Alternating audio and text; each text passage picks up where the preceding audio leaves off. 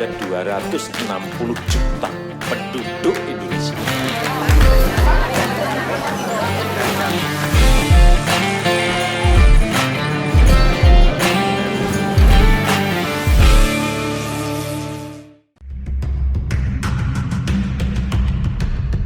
Tinggal di sebuah tempat yang nyaman, aman, dan damai adalah impian bagi setiap orang. Namun tidak setiap negara memiliki kediaman yang diimpikan oleh warganya. Berdasarkan Institute for Economics and Peace atau IEP, ada sejumlah negara yang masuk negara paling damai di dunia. Apakah Indonesia termasuk kategori tersebut? Simak selengkapnya dalam Top Files berikut ini.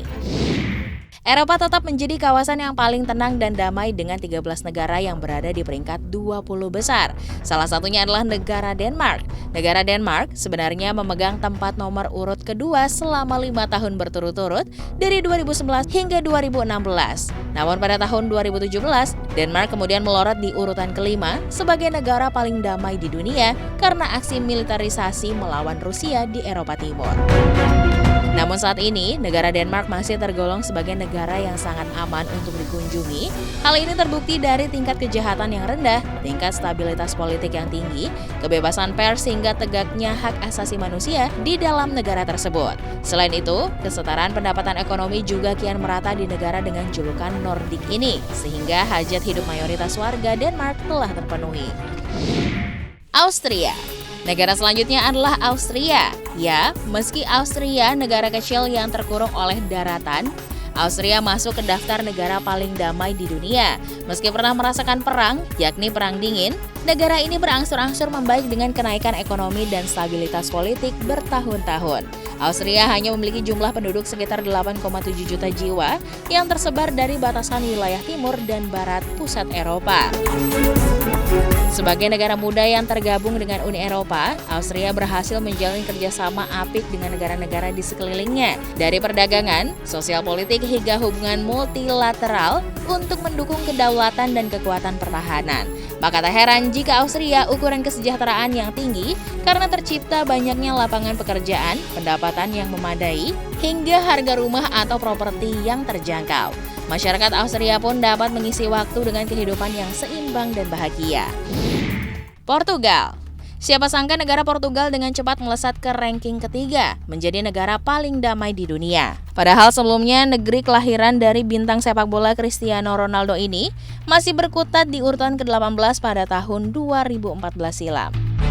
Meski demikian, terdapat 3 faktor besar yang membuat Portugal menjadi negara paling damai di dunia. Pertama, karena keseimbangan kehidupan dan pekerjaan, keamanan pribadi hingga kualitas lingkungan yang terjaga keasriannya. Portugal juga dinilai sebagai negara favorit bagi kaum ekspatriat untuk menikmati kedamaian serta menjalin gaya hidup modern dan sederhana. Hal baiknya, tak perlu menghabiskan uang banyak untuk bersantai dan menikmati waktu liburan di negara Portugal. Selandia Baru. Dalam kurun waktu 10 tahun terakhir, negara Selandia Baru bertahan menjadi negara paling damai kedua di dunia. Dalam indeks perdamaian global, Selandia Baru mencetak nilai hampir sempurna dalam domain konflik domestik dan internasional. Dengan rendahnya aksi militerisasi dan keamanan yang kuat kepada warganya, negara Selandia dianggap sebagai negara paling damai dan indah untuk ditinggali. Selain itu, tingkat kesehatan masyarakat Selandia Baru tergolong sangat baik karena berada di tingkat teratas anggota Organisasi Internasional Bidang Ekonomi dan Pembangunan atau IOCD. Selain itu, tingkat pendidikan yang berkualitas, pekerjaan dan penghasilan yang tinggi membuat warga Selandia Baru hidup berkecukupan.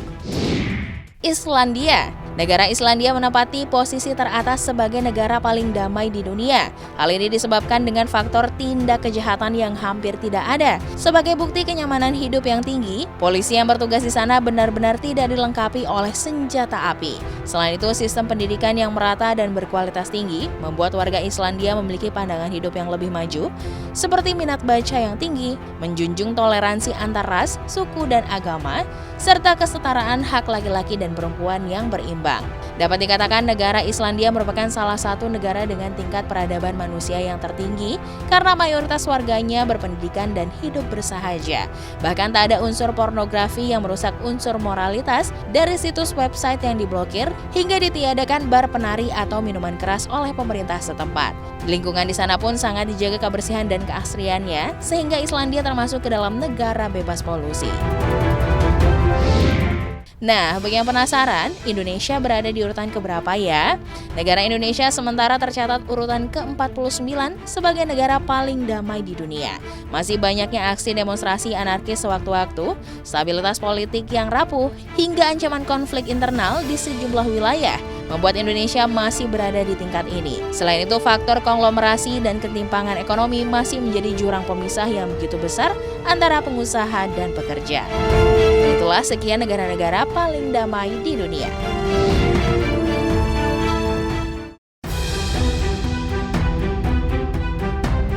Disebut sebagai kota yang hilang, kota ini sangat menarik dibahas oleh para ilmuwan.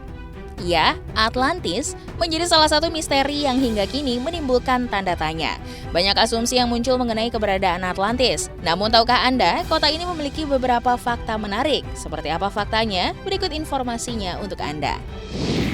Nama Atlantis. Banyak yang berpikir bahwa nama Atlantis diambil karena letaknya di Samudra Atlantik. Namun, menurut cerita legenda, Atlantis dinamai menurut Atlas Setengah Dewa. Poseidon memiliki 5 pasang anak laki-laki dan membagikan pulau pada putranya. Gaiderius mendapat bagian utara dan memiliki sebuah kota di Spanyol dengan namanya, dan saudara kembarnya bernama Atlas yang membuat pulau legendaris ini. Pertama dicetuskan oleh Plato. Plato, seorang filsuf Yunani terkenal yang pertama kali mencetuskan tentang Atlantis. Ia menyebutkan, pada suatu masa ada sebuah negeri yang indah dan sangat makmur bernama Atlantis. Tetapi penduduk Atlantis memiliki sifat yang congkak dan tamak. Inilah yang membuat para dewa murka dan menenggelamkan Atlantis beserta penduduknya. Atlantis berusia 11.500 tahun. Fakta lainnya menyebutkan bahwa usia kota Atlantis adalah 11.500 tahun. Hal ini membuat seseorang semakin bertanya-tanya jika memang benar usia Atlantis tentunya tidak masuk akal. Jika dihitung menggunakan beberapa matematika dasar, dengan asumsi yang benar, Atlantis ini terjadi sekitar 9.500 tahun sebelum Masehi. Jika benar, maka usia Atlantis sudah setua Gobekli Tepe, yaitu kuil pertama di dunia yang ditemukan oleh para arkeolog. Tidak satupun usaha yang berhasil membuktikan keberadaan Atlantis. Berbagai usaha hingga mengerahkan bantuan teknologi untuk mencari keberadaan Atlantis, tak ada satupun yang berhasil menemukan sisa-sisa peninggalan kota Atlantis. Banyak saintis yang menyebutkan bahwa kota ini hanyalah karangan Plato agar manusia terhindar dari sifat tamak dan rakus. Mengingat ceritanya, Atlantis ini ditenggelamkan karena sifat penduduknya yang congkak. Berbagai teori tentang tempat yang dimaksud Plato sebagai Atlantis. Selain disebut sebagai bencana yang terjadi di Minoan, muncul berbagai dugaan mengenai negeri yang menjadi inspirasi Plato menyebutkan tentang Atlantis. Beberapa kota yang dimaksud adalah Laut Hitam, Lemuria, Bahama, hingga Indonesia. Dikisahkan dulunya pernah terjadi bencana alam yang besar menyebabkan perubahan struktur geologis secara drastis. Itu dia beberapa fakta tentang kota Atlantis yang hilang. Berbagai kisah telah menceritakan mengenai keberadaannya dengan versi yang berbeda. Atlantis selalu menjadi hal menarik untuk diceritakan.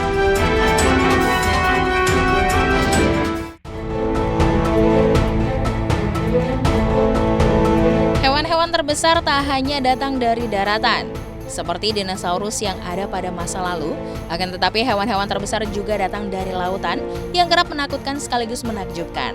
Lantas apa saja monster-monster laut tersebut? Berikut Oval telah merangkum deretan monster laut terbesar sepanjang sejarah. Kedua, Thalassomedon merupakan spesies. Ketiga, Mosasaurus. Jika menonton film Jurassic World, mungkin Anda akan familiar dengan monster laut yang satu ini.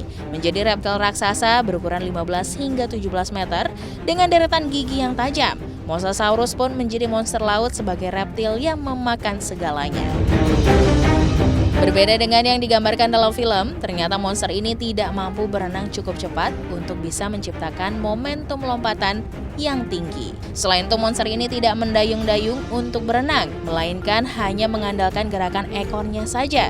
Fosil dari monster laut ini juga berhasil ditemukan di hampir seluruh dunia, termasuk Antartika. Keempat, Liopleurodon. Hidup pada periode Jurassic, monster ini pun menjadi reptil laut raksasa dengan panjang tubuh mencapai 9 meter dengan gigi yang besar dan tajam. Liopleurodon juga menjadi predator paling kejam yang ada pada masanya. Diperkirakan monster laut ini mampu berenang sangat cepat dan memiliki penciuman tajam untuk mencari mangsa dengan mudah. Kelima, Megalodon. Hidup sekitar 23 juta tahun yang lalu, Megalodon menjadi ikan hiu terbesar dan terkuat hingga menjadi monster lautan. Diperkirakan monster laut ini memiliki ukuran tubuh 15 meter dengan ukuran rahang yang lebar dan cukup untuk menelan manusia dewasa. Selama masa kejayaannya, Megalodon hidup di seluruh pelosok dunia dan fosilnya ditemukan di Amerika Utara dan Selatan, Eropa, Afrika, Australia, Selandia Baru, Jepang, dan India. Dengan tubuhnya yang besar dan cepat, Megalodon dipercaya seringkali memburu paus bungkuk dengan menyobek ekor dan siripnya. Sampai sekarang belum ada bukti mengapa Megalodon bisa punah, namun para peneliti meyakini bahwa nafsu makan Megalodon sendirilah yang menjadi alasannya.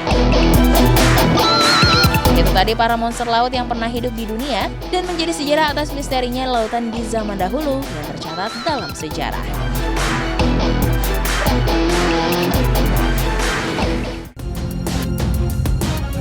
Bagaimana rasanya jika seorang pengangguran malah digaji oleh negara? Tentu sangat mengasyikan. Tidak kerja, tapi duit mengalir. Ternyata ada loh beberapa negara di dunia yang menggaji para penganggurannya. Penasaran negara mana saja? Berikut informasinya. Finlandia. Finlandia menjadi negara di Eropa pertama yang memberi gaji pokok bulanan sebesar 7,8 juta rupiah bagi para pengangguran. Kebijakan ini sebagai cara pemerintah untuk mengurangi angka kemiskinan dan meningkatkan penyerapan tenaga kerja.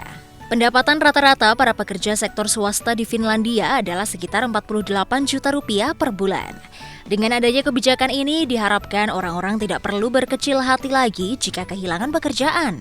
Tak hanya itu, para pengangguran yang sudah mendapatkan pekerjaan pun akan tetap menerima dana bantuan pemerintah sebesar 7,8 juta rupiah per bulan.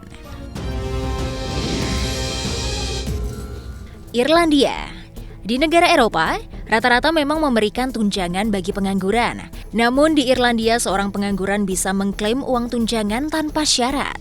Jumlah tunjangan yang diberikan mungkin dianggap tidak besar, namun uang tersebut bisa untuk menghidupi diri sendiri. Per bulannya para pengangguran akan mendapatkan uang tunjangan sekitar 3 juta hingga 12 juta rupiah. Tunjangan ini tak hanya untuk diri sendiri, bagi mereka yang punya anak, pemerintah akan menambahkan uang tunjangan hingga 2 juta rupiah. Swedia. Swedia merupakan salah satu negara yang makmur. Swedia merencanakan akan menggulirkan sebuah aturan unik yang bikin orang-orang sedunia iri. Pemerintah akan memberikan tunjangan kepada semua rakyatnya, baik yang pengangguran ataupun yang tidak akan kebagian uang tunjangan. Tak tanggung-tanggung, negara ini memberikan uang yang cukup banyak bagi warganya. Pemerintah Swedia memberikan uang sekitar 33 juta rupiah per bulan kepada masing-masing penduduk dewasa. Sementara untuk anak-anak akan diberikan uang sebesar 1,9 juta rupiah per minggunya. Uang tunjangan ini berasal dari pajak dan juga asuransi sosial. Italia. Italia merupakan kota yang penuh sejarah dan budaya. Namun pemerintah negara menara Pisa ini sangat peduli dengan kebudayaan yang ditinggalkan leluhurnya.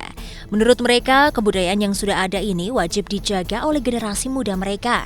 Untuk menjaga budaya leluhur, pemerintah akan melakukan apa saja meski harus merogoh kocek besar. Oleh karena itu, pemerintah Italia membuat peraturan, memberikan warganya yang berusia 18 tahun uang jajan untuk melestarikan budaya mereka. Mereka dibekali uang sebanyak 7,4 juta rupiah per bulannya. Pemerintah Italia juga akan memberikan bonus serupa kepada para guru dengan nilai bonus yang sama. Itulah beberapa negara yang menggaji para penganggurannya. Gimana nih, ada yang berminat pindah ke negara tersebut?